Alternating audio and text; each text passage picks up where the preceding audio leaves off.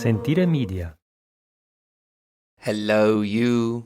You're listening to A History of Italy.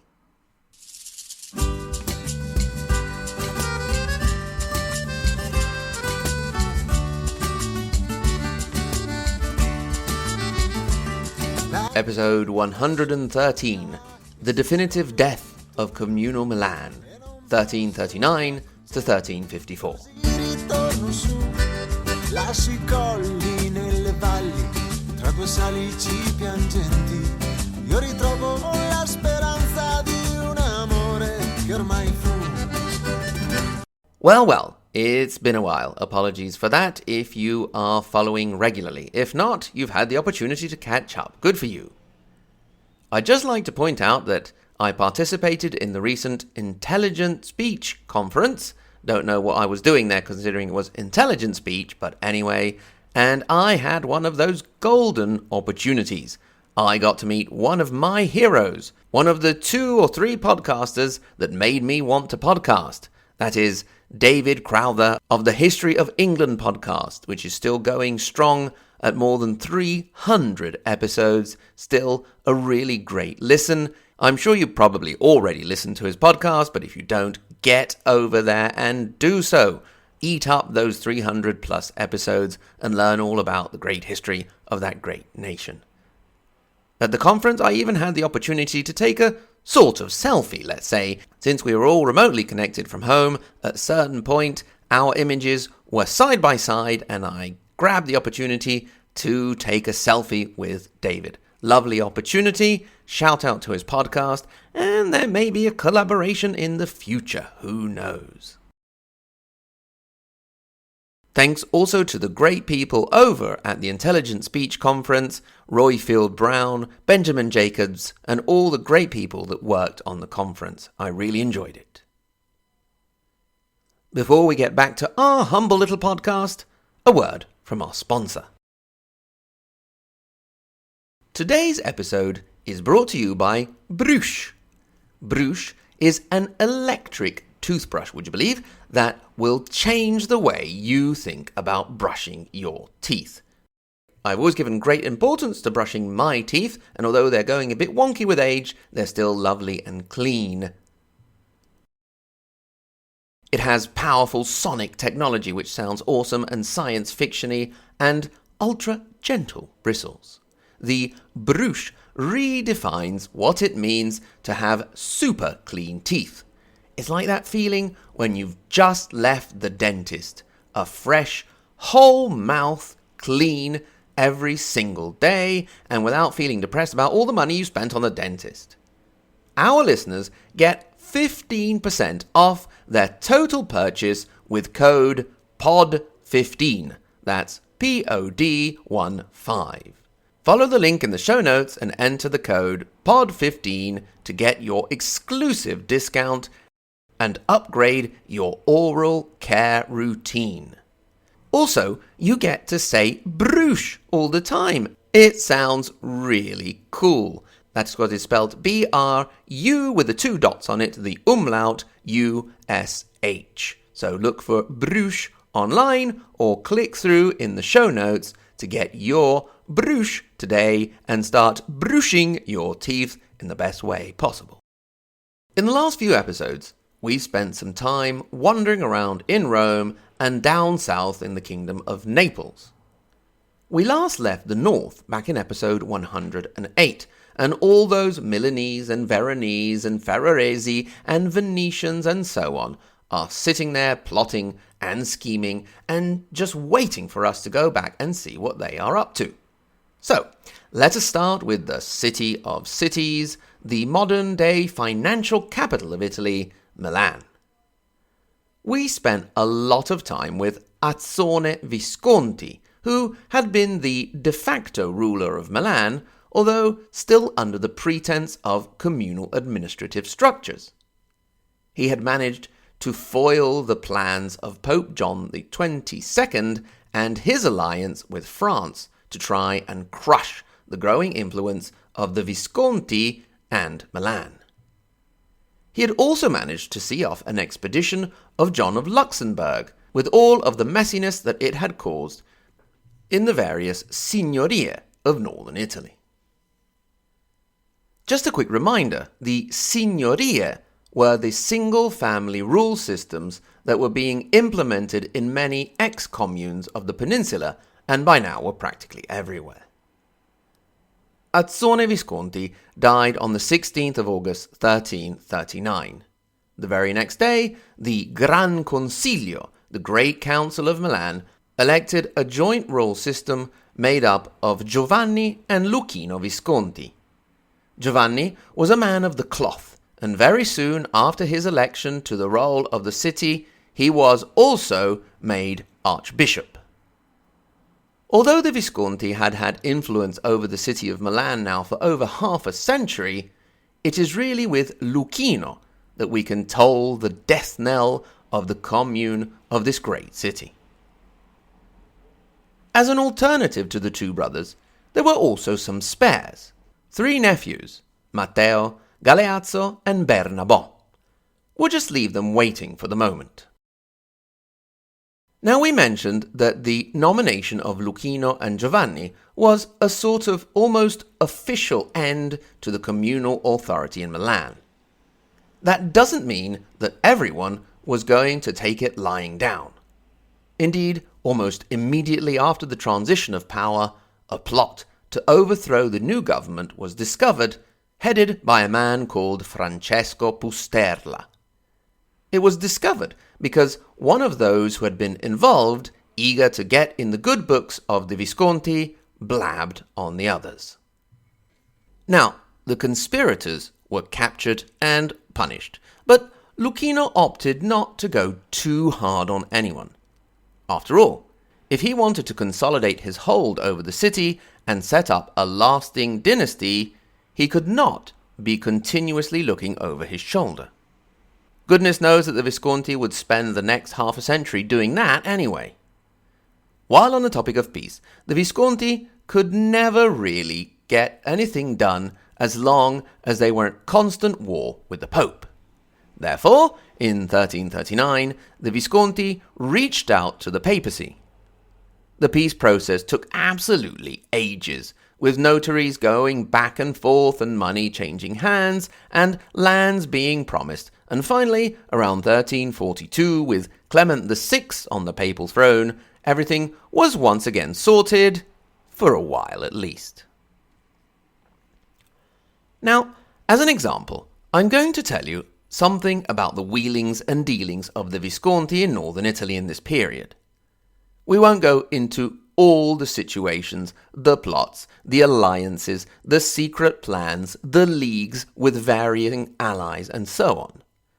I'm just going to give you an example, and then you can take that, change the dates and the participants over and over again, and have a vague idea of what was going on in the 14th century in northern Italy. And if you want to extend it, also central and southern Italy and parts of Europe while we're at it. Indeed, we will see that the Visconti will take the issue of northern Italy and make it a European one. Northern Italy was in a rather confused situation in which almost everyone was at the same time friends and enemies with everyone else, with continuously changing alliances. Just to give you an overview of some of the most important players, we had the Visconti of Milan controlling many surrounding cities, the Della Scala in Verona and surrounding cities, the Este in Ferrara and other cities of Romagna and Emilia, the Gonzaga in Mantua, Venice in the east slowly moving inland, the Marquis of Monferrato in Piedmont, and on the other side of him, the Counts of Savoy, and then Genova over on the west coast. Now, at the time in which Giovanni and Luchino came to power in Milan, one of the issues threatening the delicate balance of power was presented by the cities of Parma and Lucca, which were still held by the Della Scala of Verona. A chap by the name of Azzone da Correggio, who had been in the service of the Visconti of Milan, left the service of the Visconti of Milan to join the Della Scala. He was sent by them up to deal with the Pope, but On his way back, he stopped off in Milan and made a secret deal with the Visconti. He would take Parma from the Della Scala in his own name and then turn around and sell it over to the Milanese. Meanwhile, Mastino della Scala, Signore at the time of Verona, saw the writing on the wall. Partly also because an anti-imperial league was forming against him as one of the few remaining supporters of the Holy Roman Emperor at the time in northern Italy. I say at the time because that was also something that continuously shifted. He decided to try and get out of the situation he was in by chopping off Lucca, which was just a headache anyway. He decided to sell it to Florence for a nice tidy 200,000 florins. However, not too far from Lucca was Pisa, who was not at all happy about Florence getting its dirty hands on Lucca and feeling surrounded, and so Pisa decided to go for the slightly cheaper option of laying siege to the city of Lucca, and they were helped in this by Milan, who was now looking to counter the maneuvers of Verona and Florence. In the end, Pisa did manage to take the city, but by then Milan had decided they weren't happy with Pisa having all that influence and started to maneuver to get it away from them again. While all that mess was going on, all hell broke loose in Parma. Azzone da Correggio, who was supposed to hand the city over to the Visconti, after 4 years decided instead he would sell it for 70,000 florins to the Este of Ferrara. Milan was obviously really annoyed with this and decided to attack the Lord of Ferrara, Orbizzo d'Este. That's how another lovely little war broke out, with the Visconti allied with the Gonzaga of Mantua on one side, and the Este of Ferrara, the Pepoli of Bologna, and the Della Scala of Verona on the other. Battles and standoffs ensued until around 1346, and then everybody became friends again in time to pick on poor little Mantua, who, however, managed to resist the onslaught of the Della Scala from the north and Ferrara from the south, while Milan sat on the fence. In the end, the only things that actually changed hands were the cities of Lucca and Parma. Once again, I do not expect you to remember all of this. Take it as an example and imagine this sort of thing going on for decades and decades. We will leave the details from now on and be a bit more generic about how things went. I have mentioned this before in the podcast. If we really wanted to go into detail, we would have to do a separate podcast for every part of the Italian peninsula. It may happen that one day in the distant future, when A History of Italy is finished, we could go back and go into greater detail in the varying regional stories. For now, that is a job for another day. By 1349, Luchino Visconti was greedily looking towards the west, to Piedmont and Genoa, when he died on the 21st of January, 1349. We know that nothing gets in the way of your expansion west into Piedmont, like your own death. This meant that his brother, Archbishop Giovanni, was now the sole ruler of Milan. Giovanni's intention was to create a bit of a more peaceful situation. Not so much for the love of peace itself, but to have a few less headaches, considering he now had to take care of both the religious and civil power of the Signoria. He withdrew the troops that were already headed off to Genoa and managed to broker a temporary peace with almost all of northern Italy. He did manage to extend his non-military influence west when he brokered a peace between Count Amedeo VI of Savoy and the Marquis of Monferrato, becoming chummy with the House of Savoy. At least for the moment, because they would also soon enter into the game of shifting alliances and enemies. We have mentioned the House of Savoy a couple of times now, and soon their time to have their own episode will come. After all, they will play a very important role in the future of Italy. That time, however, is still around 5 centuries away. Giovanni also did a pretty good job with marriage alliances, marrying off his nephew Galeazzo to Blanche of Savoy and his nephew Bernabò to Beatrice Regina della Scala. I'm really sorry to be chucking more names at you, but some of these are pretty important. Indeed, from the first marriage between Galeazzo and Blanche of Savoy, a young laddie called Gian Galeazzo would pop out. Well, you could say that if Luchino represented the definitive passage from the communal system to that of the Signoria, Gian Galeazzo would be the first step towards Milan becoming a duchy. The other marriage, that of Bernabò to Beatrice Regina della Scala, meant the union of two powerful families in the area. Also, how cool is the name Beatrice Regina? Beatrix Regina. Awesome. Archbishop Giovanni would then live long enough to get in a tussle with the papacy over the city of Bologna, that Pope Clement VI, like all popes, believed should be a part of the Papal States, then to finally occupy, at least for a bit, the maritime Republic of Genoa, before the King of France intervened and set everything back to the status quo. Archbishop Giovanni died on the 5th of October 1354 at the age of 64. At the time of his death, he held the following titles. Once again, feel free to forget them. Archbishop of Milan, Lord of Alba, Lord of Alessandria, Lord of Asti, Lord of Bellinzona, Lord of Bergamo, Lord of Brescia, Lord of Valcamonica, Lord of Bobbio, Lord of Como, Lord of Valtellina, Lord of Bormio, Lord of Crema, Lord of Cremona, Lord of Lecco, Lord of Lodi, Lord of Mondovì, Lord of Cuneo, Lord of Gerasco, Lord of Parma, Lord of Piacenza, Lord of Pontremoli, Lord of Tortona, Lord of Vercelli, Lord of Novara, Lord of Bologna, Lord of Genoa. Although in his last years the Archbishop had had a turbulent relationship with his three nephews, Matteo, Bernabò, and Galeazzo, and they had been exiled for a time, the succession did pass to them in the end. Now, we lovers of history know that when power is divided between brothers, it's usually not a happy ending for one or more of said brothers. In this particular case, things didn't go too badly. Well, they did for Matteo, who was allegedly poisoned by his two brothers the year after, but then things between Galeazzo and Bernabò ran relatively smoothly since they had divided up their areas of influence. Next time, we'll see how the brothers got on.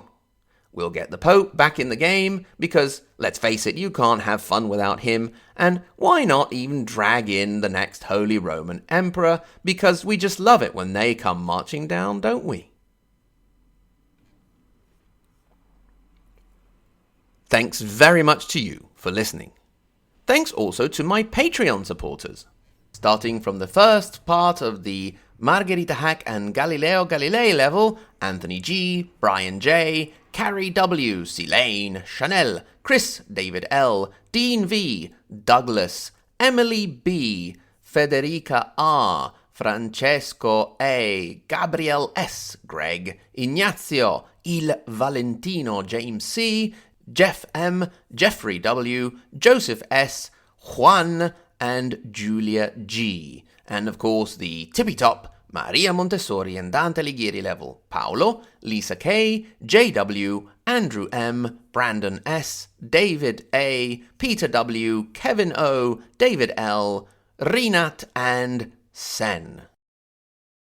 It's been a while, so we have some new arrivals to thank very, very much for joining, and that is Marcelo, Jason M. Thanks to Marcus for increasing his pledge. Welcome to Emily B. and Gary S.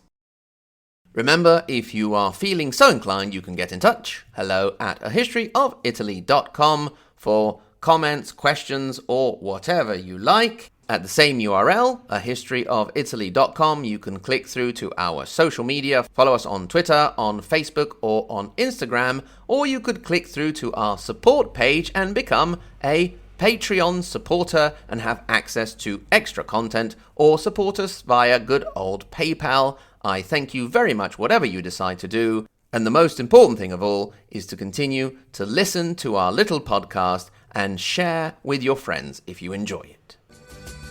Thanks again, and until next time, arrivederci.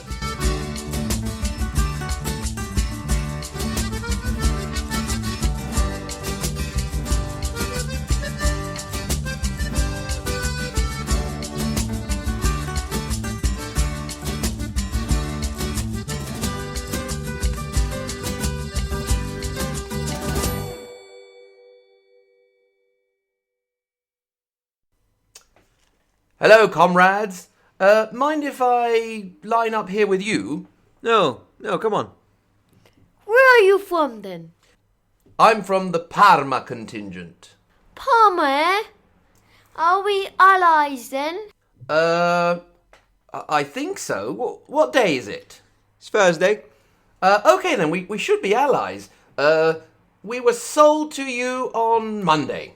I thought that you were supposed to be sold to us on Monday, but then you were sold to Ferrara on Tuesday. Ah, really? I must have missed the message. Well, does that make us allies or enemies then? Who are those people we're facing over there? Aren't they from Ferrara? I thought they were from Mantua. I heard that Mantua was on your side. They were this morning. No, look, that's them over there, behind you. Oh, yeah, so they are. So hold on.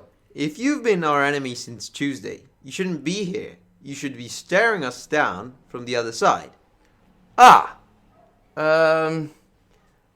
You're not going to kill me or anything, are you? No, you're right. Phew. Thanks, that's really good of you. Yeah, we're not actually a fighting contingent. What? We never really fight. I see. So, not to be rude or anything, but what is the point of having an army that doesn't fight? We're the stand and stare contingent. The what now? Stand and stare contingent. They bring us out when the lords don't really want a proper fight, but just to show up. And that happens a lot then, does it? All the time. Why is that then? Well, it makes perfect sense, really. Imagine you are a lord and you are enemies with a city on the Monday. Then on the Tuesday you are allies and they asked for your help. Considering that probably on Wednesdays you'll be the enemies again, what's the point of getting a load of soldiers killed on Tuesday that you will need on the Wednesday to fight against your enemy? That was your ally on the Tuesday. Yes, I suppose that would be silly. There you are. You see, that's where we come in. We just show up, stare down the enemy for a bit, and then off we go for tea time. What happens if you show up and face a fighting contingent? Well, that happens at times, but you can usually run away quite fast. You see, we don't actually have proper armor. It's all painted on. Interesting. So, how does one join the stop and stare contingent? You can't. You have to be from Milan. I am. I thought you said you were from Parma. Did I say that? I meant Milan. Sentire Media. Hey, podcast producers and show hosts. Do you want to join a podcast network that celebrates all things Italian? At Sentire Media, we understand the allure of Italy and its unique culture. Our devoted team of hosts and producers are all driven by their shared passion for Italy. And we work tirelessly to create the best lifestyle podcasts and content that will whisk you away to the very heart of Italy. With us, you can savor the mouth-watering flavors, get lost in the stories from the past, break down the cultural barriers, and truly immerse yourself in the vibrant traditions of this intoxicating country. If you have a great podcast idea or are already in production and would like to join Sentire Media, head over to sentiremedia.com, that's SENTIRE media.com, and find out how to submit your show.